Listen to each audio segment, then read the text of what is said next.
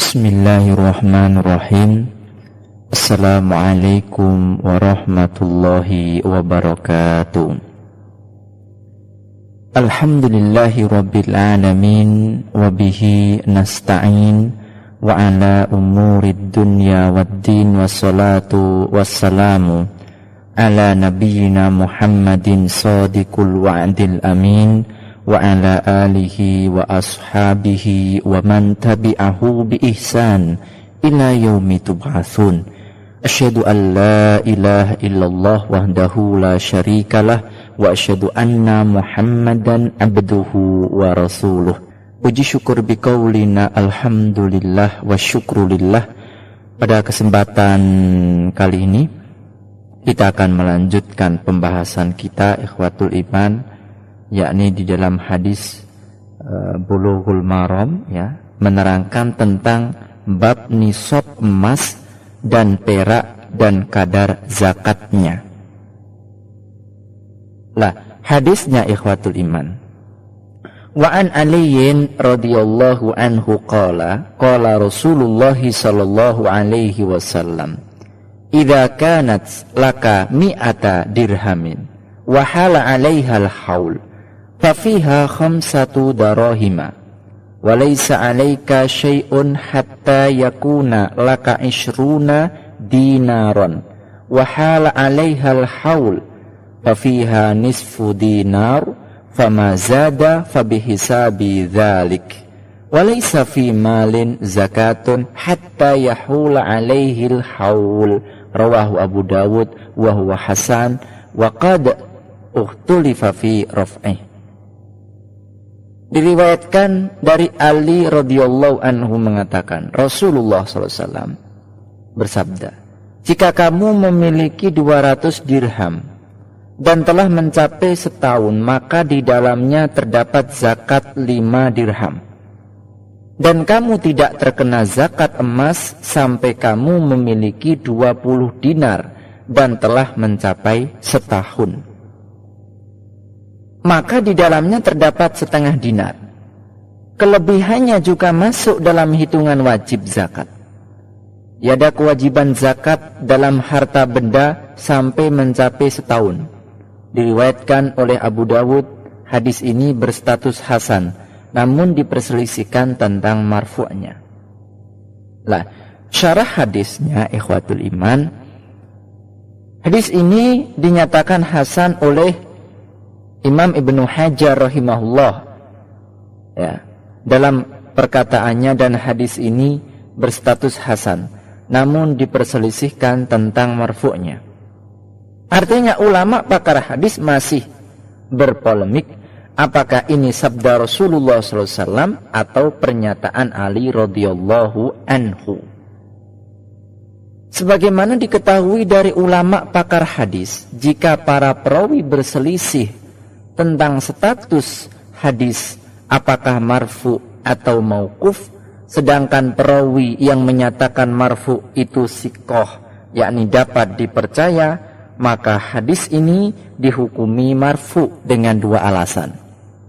Pertama, dalam hadis marfu terdapat penambahan, dan penambahan dari seorang yang siqah diterima, tidak boleh ditolak. Kedua, hadis mauquf tidak menafikan marfu. Jika seorang meriwayatkan suatu hadis dari Rasulullah SAW, maka terkadang ia mengucapkannya dari dirinya sendiri tanpa menyandarkannya kepada Rasulullah SAW, mengingat hadis itu benar-benar dari beliau.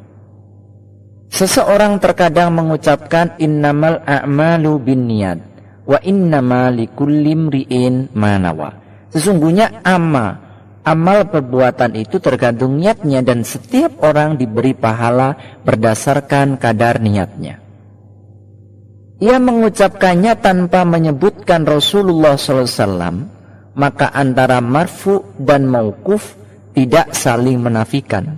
Karenanya ulama pakar hadis mengatakan, jika marfu dan mauquf saling bertentangan, sementara perawi yang menyatakannya marfu seorang yang thiqah, maka wajib menerimanya karena tidak saling menafikan. Nah, sabda Nabi SAW, jika kamu memiliki 200 dirham dan telah mencapai setahun, maka di dalamnya terdapat zakat 5 dirham. Di dalam hadis ini Rasulullah SAW menetapkan 2 syarat.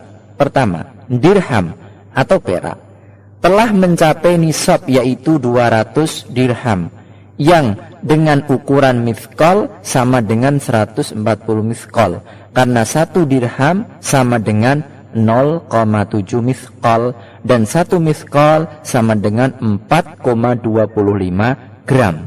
Jika 4,25 gram dikalikan dengan 140 mithqal, maka hasilnya adalah 590 gram, dan inilah nisab perak. Kedua, telah mencapai setahun. Yang dimaksud dengan setahun ini adalah penanggalan internasional, yaitu setahun dalam hitungan bulan Qamariyah. Karena bulan adalah penentu penanggalan secara internasional. Tetapi orang-orang sekarang meninggalkan penanggalan internasional ini dan beralih menggunakan kalender yang tidak jelas. Penanggalan internasional adalah penanggalan yang berdasarkan asyhur hilaliyah, bulan-bulan Qamariyah, karena Allah Subhanahu wa taala berfirman, yas'alunaka 'anil ahillah qul hiya mawaqitu linnas wal hajj. Mereka bertanya kepadamu Muhammad tentang bulan sabit, katakanlah itu adalah petunjuk waktu bagi manusia dan ibadah haji. Di suratil Baqarah.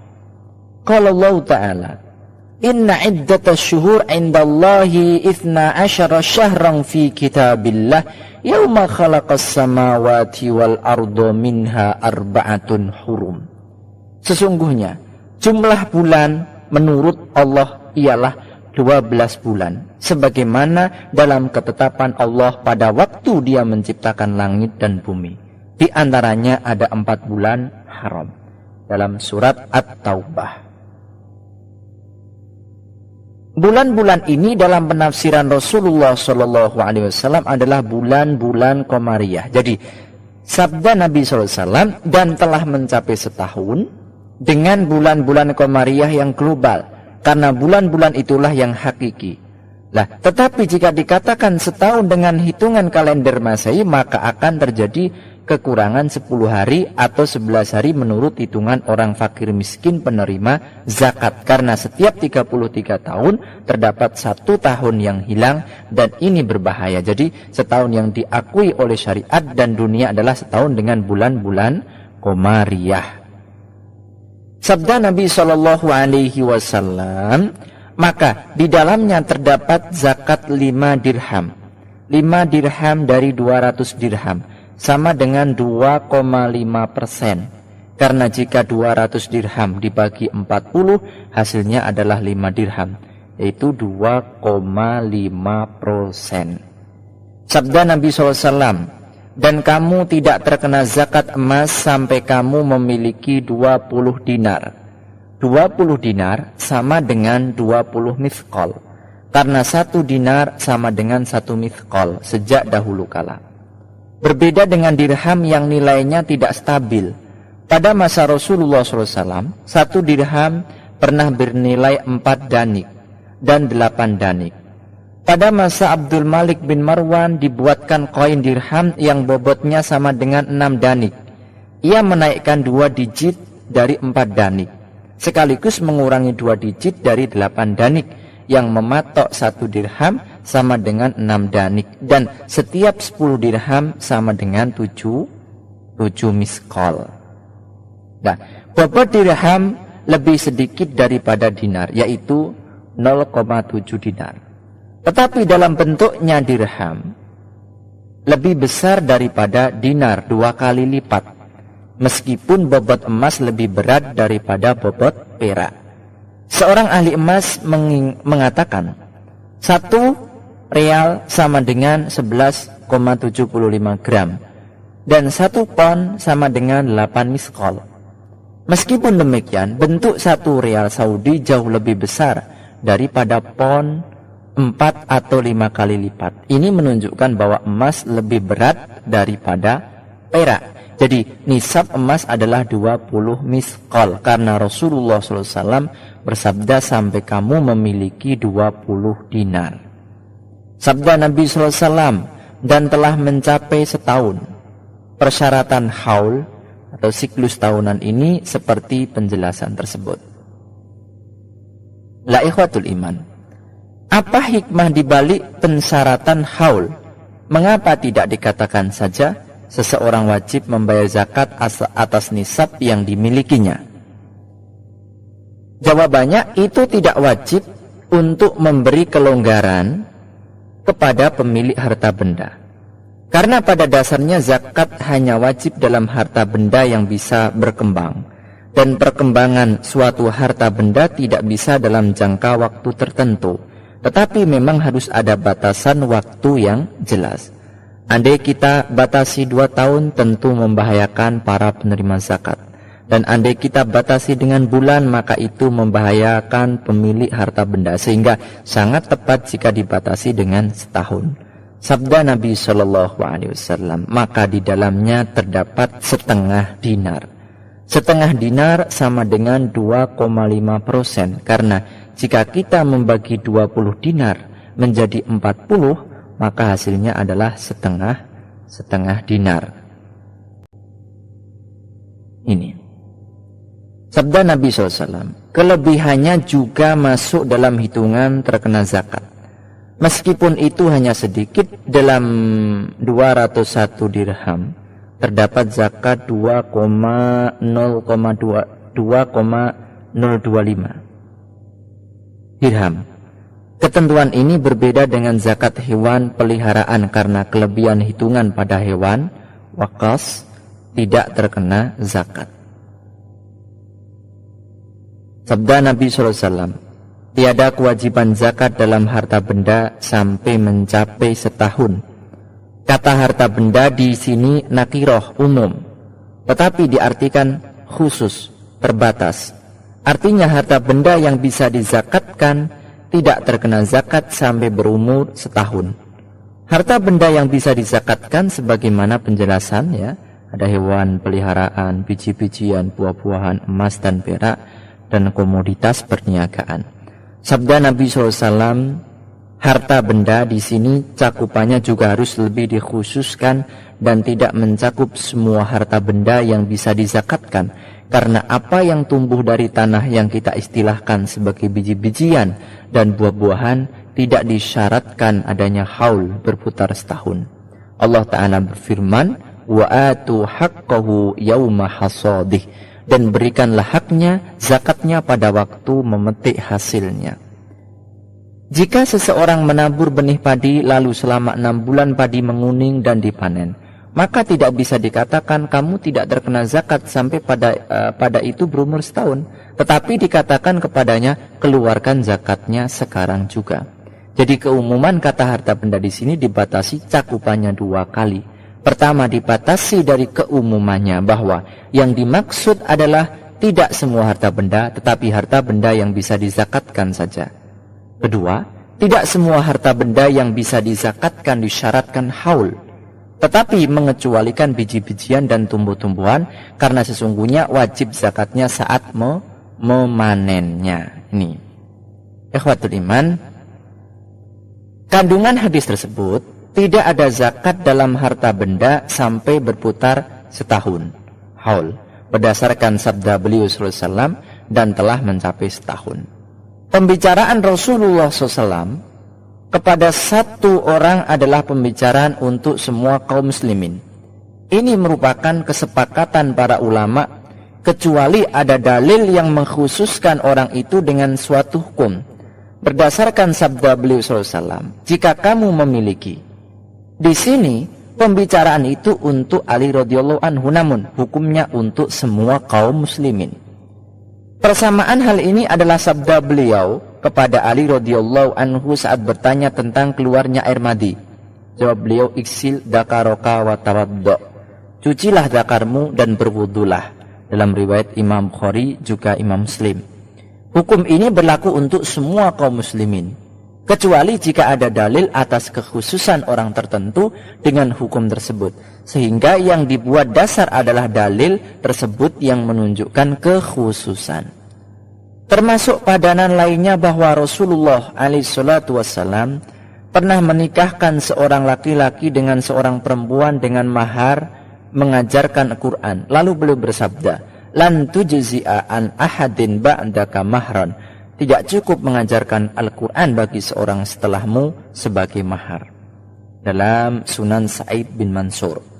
Di sini Rasulullah SAW mengkhususkan hanya untuk orang tersebut. Tetapi riwayat ini berstatus dhaif, lemah dan tidak benar, karena bertentangan dengan semua riwayat-riwayat yang sahih. Termasuk persamaan masalah ini adalah apa yang tertera dalam hadis Abu Burdah bin Nayyar radhiyallahu anhu. Di sana Rasulullah SAW bersabda kepadanya tentang kurban dengan kambing anak atau anazah yang baru berumur 4 bulan. Innaha lan tujzi'a an ahadin ba'dak. Sungguhnya anak itu tidak sah bagi seorang yang melakukan kurban setelahmu. Dalam riwayat Imam Bukhari. Nah, hukum ini khusus untuk Abu Bardah radhiyallahu anhu. Ya. Sahkah anak dijadikan kurban untuk selain Abu Bardah? Tidak, karena Rasulullah SAW bersabda, sesungguhnya anak itu tidak sah bagi seorang yang melakukan kurban setelahmu. Syaikhul Islam mengatakan, di dalam banyak dalil yang ada tidak ditemukan satu keterangan pun yang mengkhususkan seorang dengan suatu hukum karena pribadi orang itu. Tetapi yang ada adalah seseorang yang dikhususkan dengan hukum karena kondisi dan keadaannya. Sebab manusia di hadapan Allah itu sama, sehingga tidak mungkin mengkhususkan seseorang dengan suatu hukum dengan alasan karena ia adalah si fulan. Nah, pertanyaan, apakah hal ini terbantahkan dengan kekhususan hukum yang dimiliki oleh Rasulullah SAW? Jawabannya tidak bisa. Sebab Rasulullah SAW mendapat kekhususan itu karena kapasitas beliau sebagai nabi dan utusan, dan bukan karena pribadi Rasulullah SAW sendiri. Apa yang disampaikan oleh Syekhul Islam tersebut adalah kebenaran yang tak terbantahkan. Berdasarkan penjelasan ini berarti sabda Rasulullah SAW kepada Abu Burdah, sesungguhnya anak itu tidak sah bagi seorang yang melakukan kurban setelahmu, dengan melihat kondisi Abu Burdah bukan atas pertimbangan orangnya. Sementara hadis yang kita terbahas ini, Rasulullah SAW bersabda kepada Ali radhiyallahu anhu, dan itu hukumnya tidak hanya berlaku untuk Ali saja, tetapi berlaku untuk Ali dan selainnya berdasarkan kaidah tersebut, bahwa di dalam syariat Islam tidak ada pengkhususan suatu hukum untuk seseorang tertentu karena orangnya, tetapi karena keadaan dan kondisinya. Ini, ayyuhal muslimun wal muslimat rahimakumullah. Wajibnya zakat perak yang telah mencapai 200 dirham berdasarkan sabda Nabi SAW, jika kamu memiliki 200 dirham dan telah mencapai setahun, maka di dalamnya terdapat zakat 5 dirham.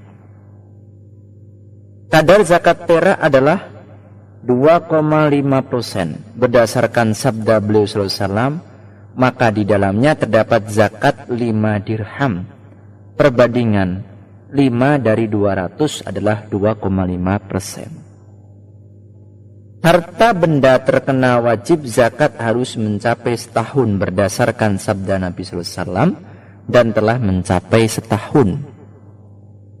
Dalam dirham yang dibuat ukuran adalah jumlah, ya, bukan bobot, berdasarkan sabda Nabi SAW, jika kamu memiliki 20 dirham. Wajibnya zakat dalam harta benda berupa emas berdasarkan sabda Nabi SAW, dan kamu tidak terkena zakat emas sampai kamu memiliki 20 dinar. Nisab emas adalah 20 miskol, karena 1 dinar sama dengan 1 miskol. Dalam emas dan perak tidak berlaku prinsip, yakni waqs, kelebihan nisab yang tidak dihitung. Berdasarkan sabda Nabi SAW, kelebihannya juga masuk dalam hitungan wajib zakat. Jadi zakat dari 205 dirham adalah 5 dirham.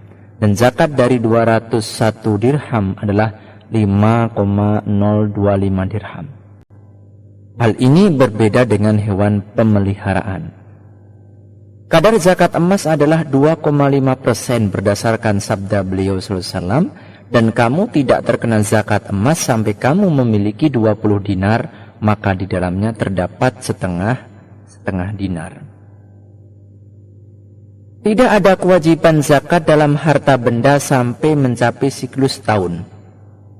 Dan dikecualikan dari kaidah ini 6 hal yang zakatnya tidak terikat siklus tahunan, yaitu pertama dan kedua biji-bijian dan buah-buahan, dan dalilnya adalah firman Allah Ta'ala, wa atu haqqahu yawma hasadih, dan berikanlah haknya zakatnya pada waktu memetik hasilnya. Ketiga, keuntungan dan hasil perniagaan berdasarkan beberapa dalil, di antara lain dalil pertama firman Allah Ta'ala, ya ayyuhalladzina amanu anfiqu min thayyibati ma kasabtum wa mimma akhrajna lakum minal ardh. Wahai orang-orang yang beriman, infakkanlah sebagian dari hasil usahamu yang baik-baik dan sebagian dari apa yang kami keluarkan dari bumi untukmu. Dalam surat Al-Baqarah.